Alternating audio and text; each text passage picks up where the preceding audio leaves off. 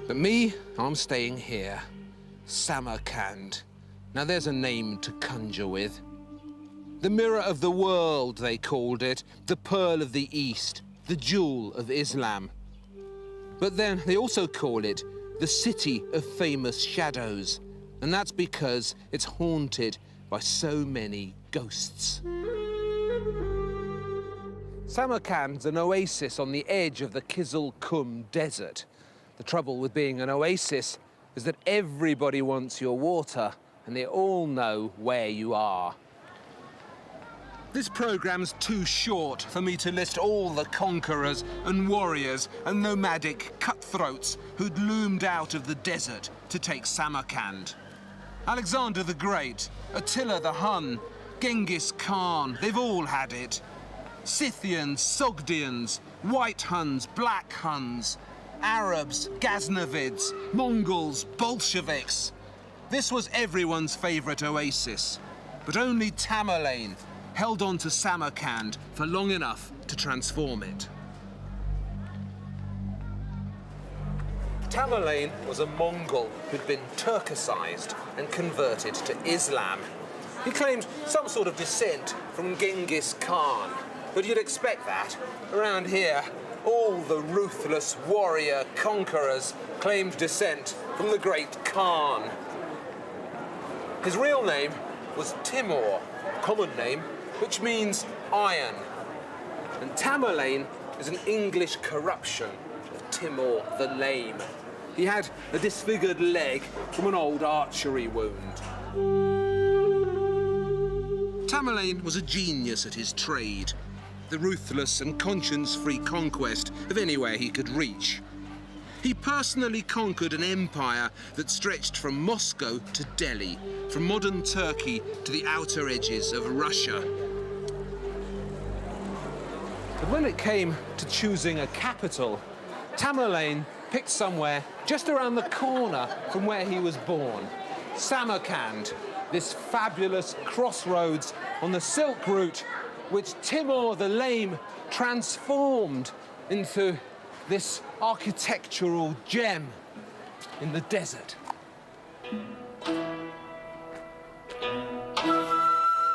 Timur the Lame is one of the few mortals who's given his name to a style of architecture.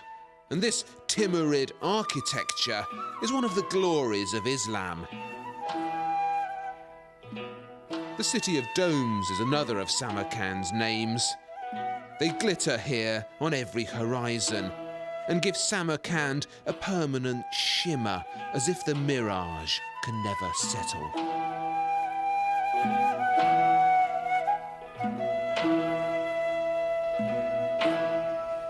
Domes have always had an obvious relationship with the heavens. People used to think of the sky itself as a giant dome covering the earth. And Timurid architecture makes this connection entirely explicit. The buildings and lower halves are fashioned out of these desert bricks, so brown and earthy like the ground around here. And then rising above them are these celestial domes, usually coloured an evocative turquoise. The Timurids specialised in this blue. Their architecture is excellently colour-coded for instant legibility. The domes are blue, the buildings are brown, the message on the walls could hardly be bigger or clearer or more insistent. Out here in the desert, on the edges of the empire, in the middle of nowhere, you need to spell it out.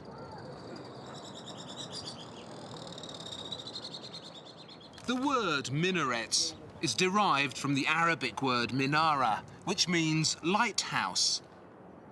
Originally, these Timurid minarets were intended to be literally lighthouses in the desert. You have to imagine them rising like steeples in this hot and flat land, visible from all angles. And thirsty camel traders trudging along the Silk Route, seeing one of these in the distance and knowing that here they would find water and hope and God. Allah, Allah, Allah, it says on this one.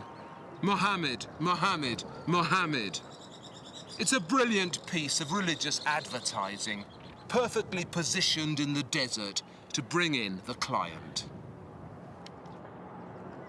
So the dusty Silk Road trader is lured to this gorgeous oasis by the lighthouses. The domes tempt him closer, and he finds himself in here. A perfect garden, in which 1,000,000 flowers seem to be blossoming at once. So colourful, so intense. A paradise in the desert, created artificially with the slow flicker of Timurid tile work. Can you hear the water tinkling? Can you feel the shade beckoning? Who wouldn't choose a religion that promises this?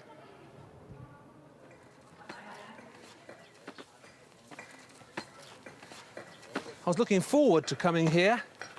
Shah-e-Zindar, reputed to be Samarkand's most moving architectural site. It's a Timurid necropolis, a street of the dead in which Tamerlane buried his female relations. They say the earliest examples of Timurid architecture are found in here, or at least they used to be. Because look what they're doing to them. This is a UNESCO site, an official world treasure. But in Uzbekistan today, not nearly enough respect is shown for the great Islamic art of the past. As far as I can see, Shah-e-Zindar is being vandalized. This isn't restoration, it's ruination. They're determined to complete this by Uzbekistan's Independence Day, which is coming up. This is their idea of working quickly to finish the job. It's like a construction site at a very ugly shopping centre. Look at this brickwork. Oh, look what they've done to the tile.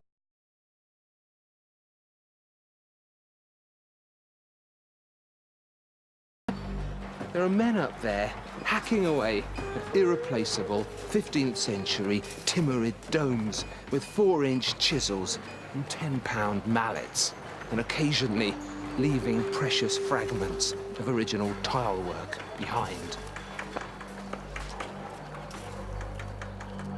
If you like buildings and you like Timurid architecture, which everyone in their right minds should, because it's one of the most inventive and unmistakable architectural traditions in our civilization, then don't come here. You'll just want to cry.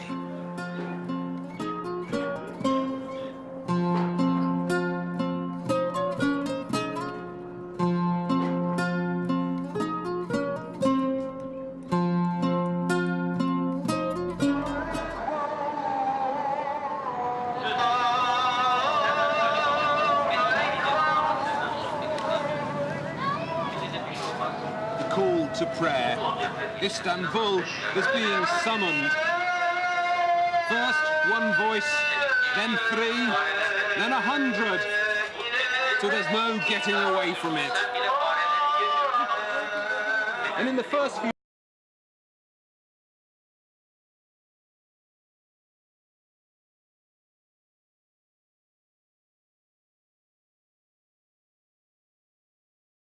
relatively late addition to Islamic architecture. And today, the loudspeaker has done away with any real need for it. But the minaret remains such a key ingredient of the mosque's identity that you can't really see anyone phasing them out. Istanbul minarets are extra thin, super pointy, like sharpened pencils. But it's not really this quiver of pointy minarets that defines the Islamic contribution to this relentlessly exciting city.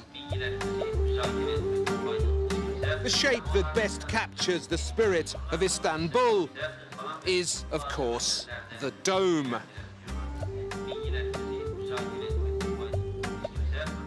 Nothing in architecture It's quite as awe-inspiring as an impossibly lofty dome, defying gravity, floating miraculously.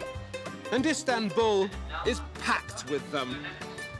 The greatest ensemble of extra-large domes in existence, every one of them trying to be the biggest.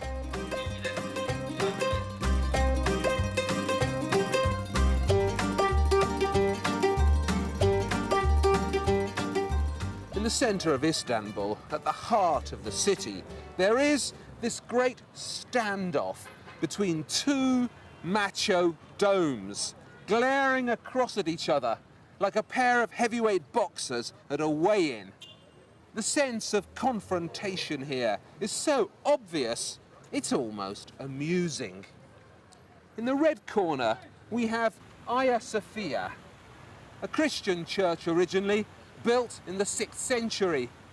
And with its height, its ambition, the conquest here of physics, this is, without a shadow of doubt, one of the 4 or 5 most significant buildings ever erected. To have achieved this in the 6th century defies belief. But then, in the other corner, you have the Blue Mosque, built 1,000 years later by the Ottoman Sultan Ahmed I, but determined, you sense, to outdome Hagia Sophia, to match the ancient Christians, and indeed, to beat them. Ah yes, the Ottomans. You were wondering when we'd get to them, weren't you? Even the most chronic sufferer from dynasty fatigue will always stir at the sound of the Ottomans. These conquerors of Istanbul were such showy showmen.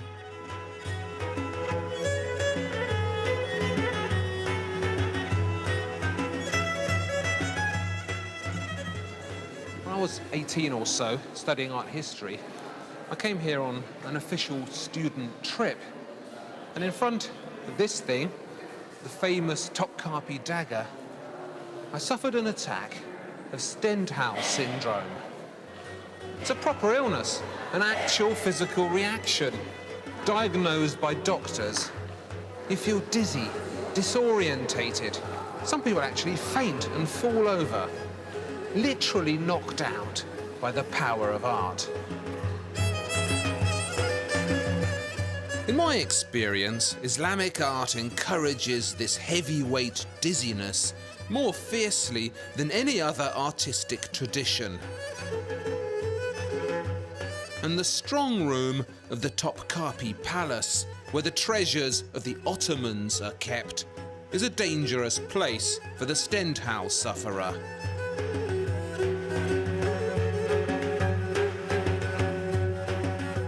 This is the Tugra, the official signature of the grandest of the Ottoman sultans, Suleiman the Magnificent. There's a world within a world in there, a cosmos within a cosmos, a garden within a garden. Not bad, eh, for a king's autograph.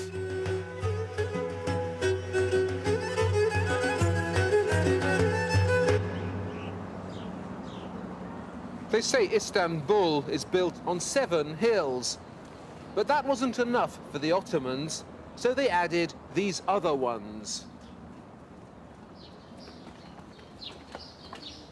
It took 100 years for an architectural hero to emerge in Istanbul, capable of taking on the early Christians at dome building and beating them. His name was Mimar Sinan.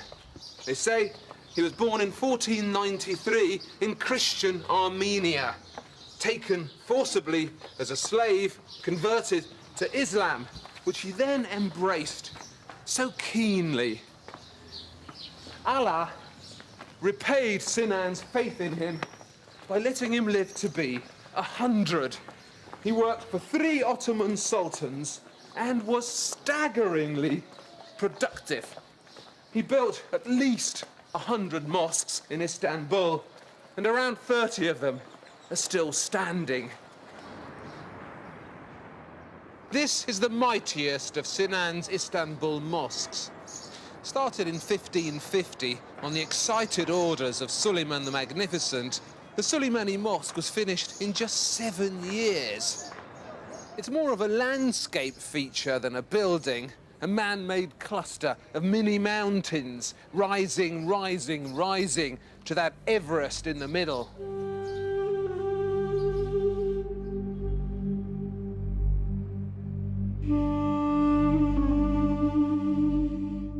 It isn't just the size of this mosque that fills you with awe, it's the mood too. It makes you feel all floaty, as if your heart's been pumped up with helium. It's a narcotic experience.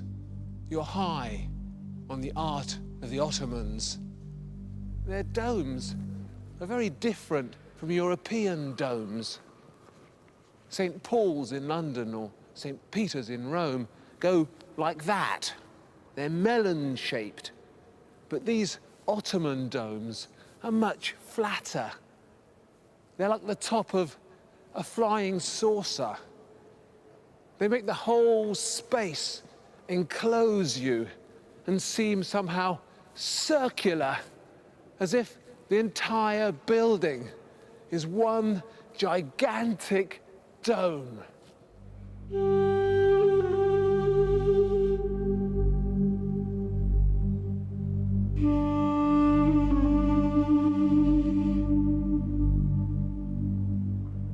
To pay for its upkeep, the Great Mosque was given the income of 217 of Suleiman's villages and a couple of his islands.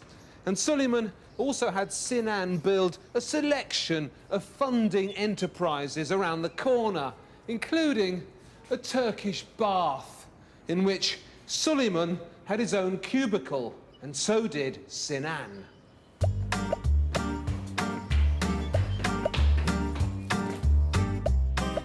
The Ottomans built 150 or so Turkish baths. So many, they created a city-wide water shortage. Cleanliness was a fetish, so potent in Ottoman Istanbul that it had a special school of poetry devoted to it. I'm afraid my Turkish isn't up to translating it for you. Instead, a few words from Philip Larkin seem appropriate. If I were called in to construct a religion, I should make use of water. Going to church would entail affording to dry different clothes. My liturgy would employ images of sousing, a furious, devout drench. And I should raise in the east a glass of water where any angled light would congregate endlessly.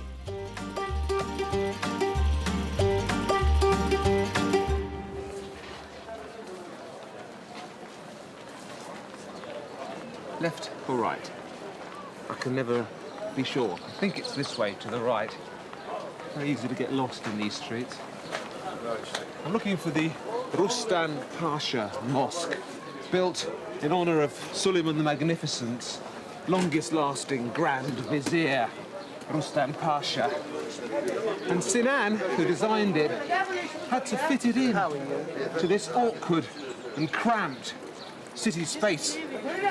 And these shops underneath, they were built specially to provide income for the mosque, which was balanced on top of them. And they still pay taxes to sustain it.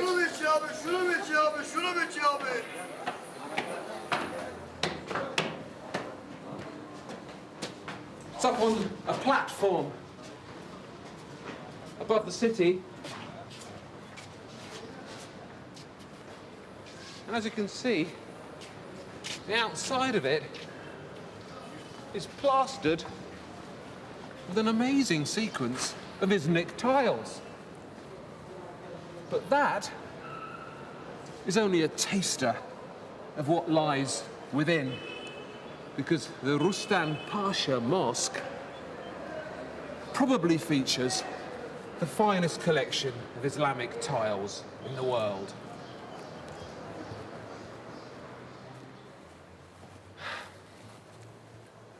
What a sight. Sinan went slightly mad in here. It's an experiment with tiles that he never repeated anywhere else. They're everywhere. Mihrab tiles, back tiles, galleries tiles, dome tiles. Wall-to-wall Islamic tiling, and every single piece in here, every square inch of this is the finest quality Islamic.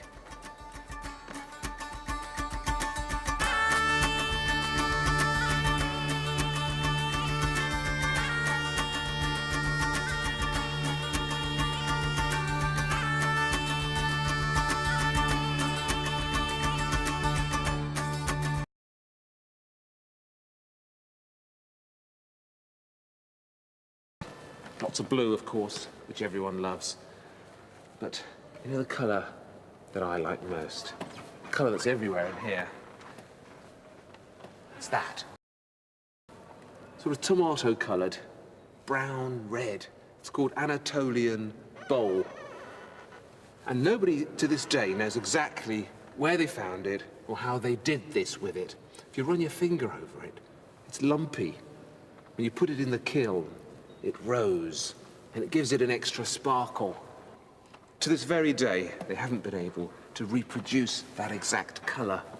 They've tried. Everyone's tried.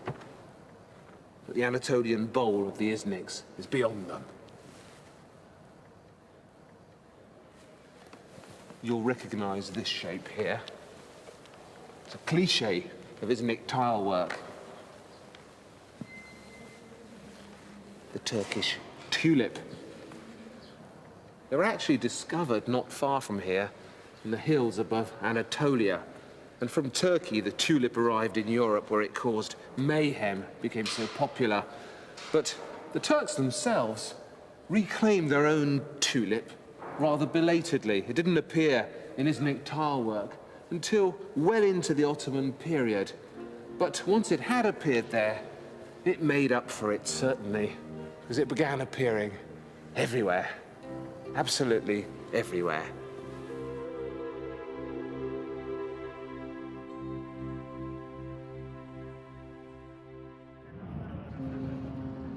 There's a chance, a very vague chance, that you don't know what Iznik tiles are.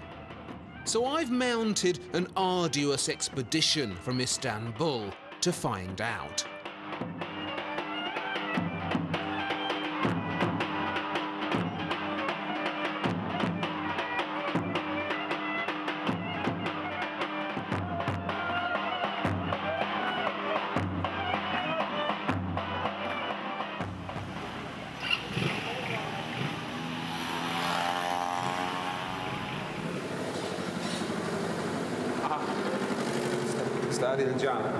Hello, hello. It's nice of you to see us. I came to find out more about Iznik tiles. Yes. How they're made. You are one of the few craftsmen who still use the old techniques. Yes. Your workshop is here, is it? At the back? We have a look. This colors is important in Iznik because the metal oxides. Metal oxides. Yes. Uh-huh. Copper. Copper Yes, oxide. copper. Green, huh? Green, and the other copper is turquoise. Turquoise is Yes. copper. So the Iznik tiles, when Yes, they Iznik tiles, use yes. when they use turquoise, it's from copper Example is oxide. Copper, yes. So what about this Anatolian bowl, the red color, the difficult color? Red is important. I use the Iznik clay. Iznik Yes. clay. This Yes. is the famous Iznik color. Yes. Peter, you dig clay yourself here? Do you go? Yes. You find yes, the place. I found. Yes. So you have a secret, Yes. secret Yes, place. secret. Yeah, Yes. yeah. Yes, secret. People say that it's very, very, very difficult now to Yes. get the same color. Yes. Why? Same clay. Because they lost. Or they lose. 50% lost the with color. Yes. So when you actually put it in the kiln Yes. to bake Yes. it, 50% of it gets lost. Yes. I see. So it's not very efficient, so they don't use it now. Yes. But you use it. Yes. Excellent. I use. It's a beautiful colour. Look, maybe we can show people there. Look. Look at that. Tomato red. Yes. Beautiful.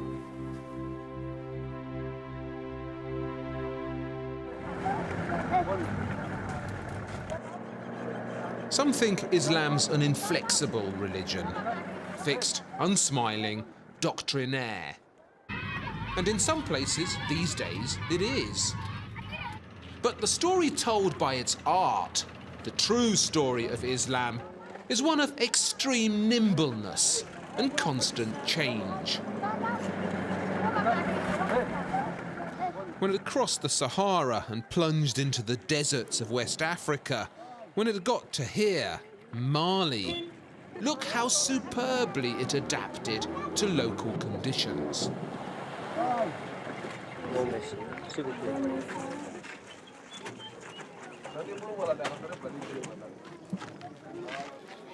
All the larger mosques around here are exactly a day's journey apart. They're like mystic petrol stations, spaced carefully along the trade routes. This is the biggest of them, the Great Mosque of Jenne. It looks ancient, doesn't it? Venerable. But actually, it was built in 1907. This is a 20th century building. Jenne is the oldest known city in the whole of the sub-Sahara. It's even older than Timbuktu, its sister city further up the Niger. Jenne, they tell us, was settled in the 3rd century BC, but Islam only reached here in the 14th century, brought by the Arab traders who'd crossed the Sahara and decided, quite understandably, not to return. Legend has it that the first king of Jenne who converted to Islam knocked down his palace to build a mosque instead.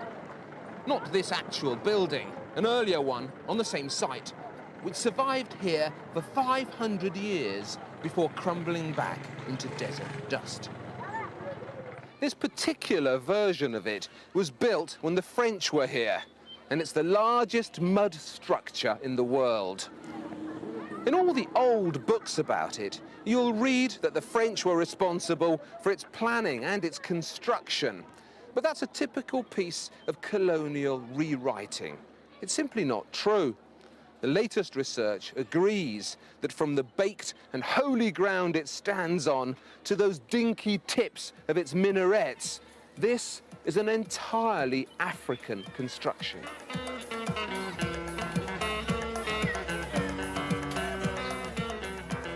If French engineers had measured out this courtyard, they'd surely not have come up with the creative parallelogram followed by this ground plan. This is not a shape that exists in European geometry. Fantastical, looming, unlikely, no European imagination could ever have come up with this. Its outlines, its colours, its sheer inventiveness are so obviously from around here. The Great Mosque of Jenne is a giant tribute to an unmistakably local look.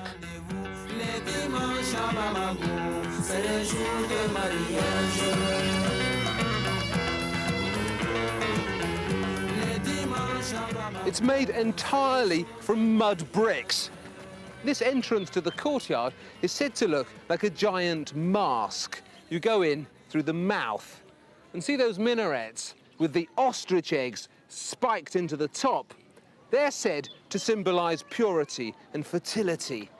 And they also protect the tips of the towers at their most vulnerable point against the enemy which all these mosques of Mali most fear: rain. Thus, the Great Mosque of Jenne combines the needs of Islam with more ancient and endemic needs of the local population. The inside is cool and dark in the preferred Jenne manner. Star-shaped holes in the roof create a charming internal sky. We had to use a local cameraman to get our shots of the inside. Westerners aren't allowed in anymore. In 1996, a French fashion magazine filled the mosque with half-naked models showing off some latest designs. I suppose I'd better not name that disgraceful magazine, but it's habitually and crudely interested in the latest vogues. Every village in the area has a mini-mosque featuring fabulous variations on the Jenne style. They're all different, of course, but they share a common enemy: water. Every time the rains come, once a year, huge slabs of exciting mosque are washed away. But instead of complaining about it or bemoaning their lot, the people around here see it as an annual opportunity to come together, celebrate and renew.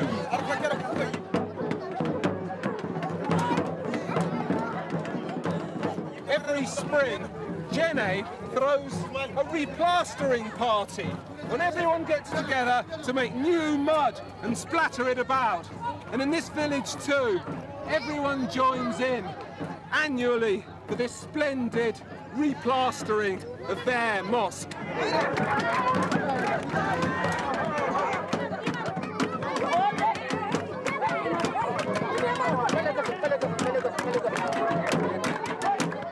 It's a giant mud beano and looks fun.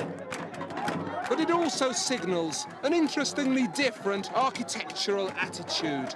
A trust, a glorious trust in incompletion.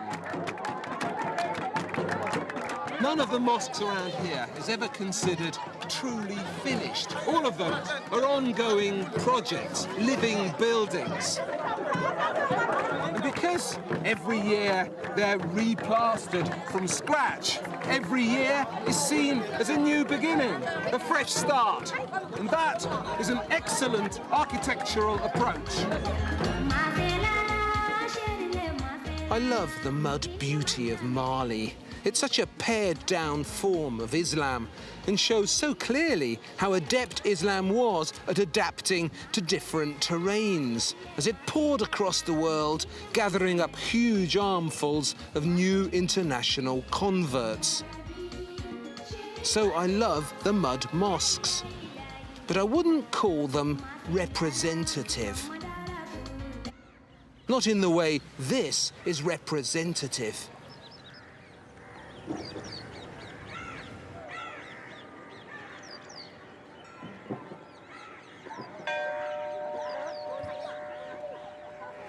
We've seen so much money, haven't we, on our journey around the Islamic world. The Ottomans of Turkey, the Timurids of Samarkand. These were some of the richest rulers the world has had.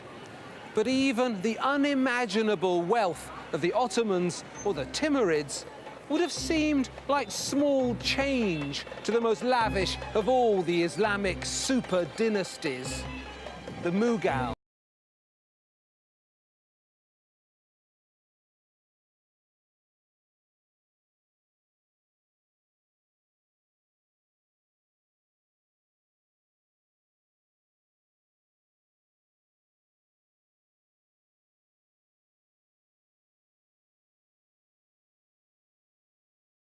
In possession of an enormous heap of riches.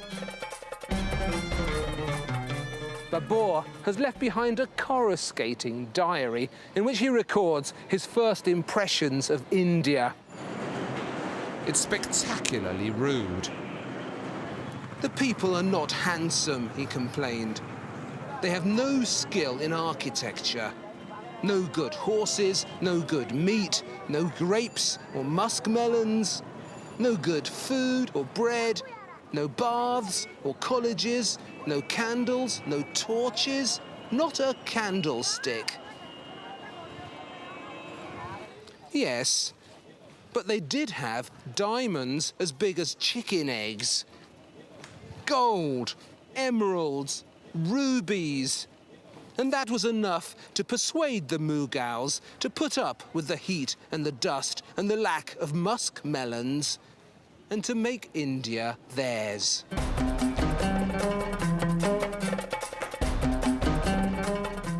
And the Mughal dissatisfaction with what they found here became an unexpectedly productive force.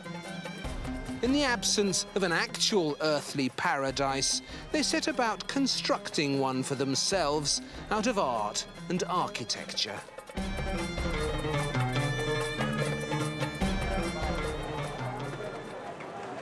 The Taj Mahal is always said to be a monument to love. The tale is endlessly repeated of how Babur's heartbroken descendant, Shah Jahan, built the Taj as a tomb for his beloved wife, Mumtaz Mahal, who died giving birth to their 14th child. You know that famous photo of Princess Diana sitting up here on her own with no Charles beside her, looking so lonely? What made it particularly poignant is this famous story that's told of Shah Jahan's momentous royal love for Mumtaz Mahal. Unfortunately, the latest thinking on the subject is that Shah Jahan actually built the Taj for himself as his mausoleum. It's a much less romantic tale, but much more likely. When you come here to Agra and witness this sort of splendor, the Mughals displaying their inordinate wealth, there's a tendency to see it as nothing more meaningful than the scattering of rupees. Very tasteful, but still loads of money sort of behavior. But underpinning the Mughals' spending lust was a set of specific Islamic ambitions that aren't commented upon enough or noticed enough.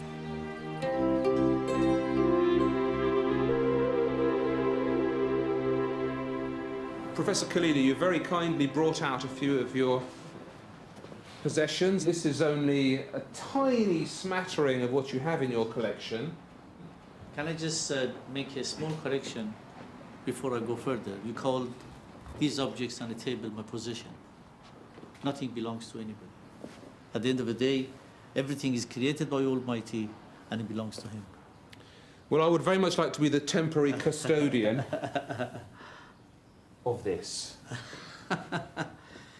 There is a beautiful story about this box. It's made out of 93 floorless emeralds. Yeah, the Indian emeralds. Carved Indian emeralds. Indian emeralds, Carved yes. Indian emeralds. So that's extremely, extremely rare and probably belonged to Shah Jahan. It's of his period. So they didn't make this sort of thing just for anybody. So it's probably a royal piece. So the creator of the Taj Mahal Yes. cared about everything that he created. He must have been one of the greatest patrons there's ever been anywhere. No, there were a few. I mean, he was definitely one of the greatest patrons in India. This would have been used as a little jewel box, would it? Or? Probably a box to put jewelry or stones or emeralds, but it was definitely a part of the court belonging.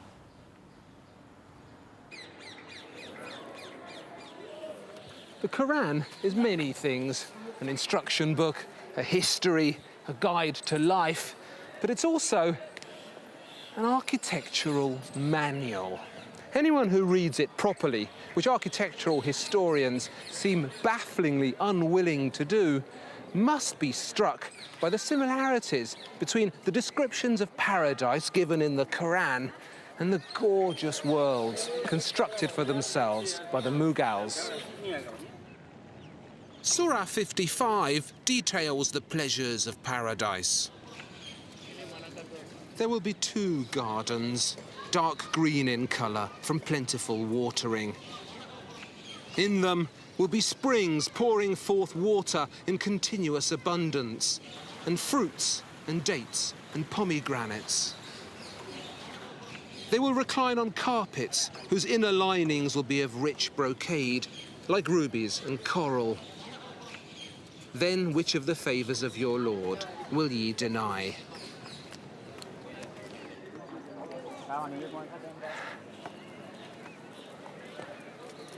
The gorgeous world of the Mughals isn't just a display of spending. It's never godless or merely greedy. Fountain for fountain, palace for palace, garden for garden, all of it is an attempt to imagine the Islamic paradise and an effort to fulfill the Islamic obligation to build that paradise on earth.